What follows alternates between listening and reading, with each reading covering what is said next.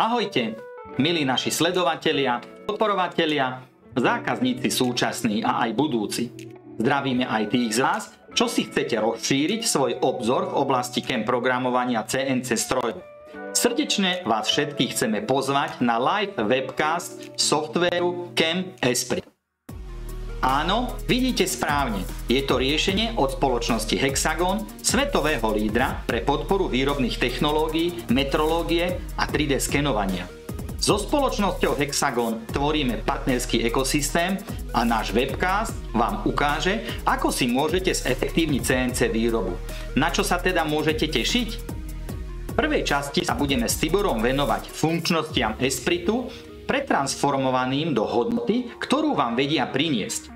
Často sa stretávame s tým, že CAM softvéry, ktoré používate, sú zložité a že nemajú k dispozícii automatizované a úsporné metódy CAM obrábania. Že hoci softvér máte jednoduchý, neumožní vám vykonať reálnu simuláciu obrábania, alebo že sa nemáte s kým poradiť. Uvidíte, ako tieto situácie zvláda Esprit.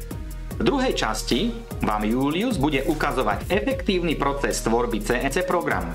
A to priamo v najnovšej verzii Esprit Edge pri frézovaní prototypu súčiastky na 5-osom stroj. Bude využívať šablóny s pripravenými nástrojmi, držiakmi, zverákmi a umelú inteligenciu s automatizáciou. Ale čo keď z jedného prototypu dostanete zákazku na sériovú výrobu?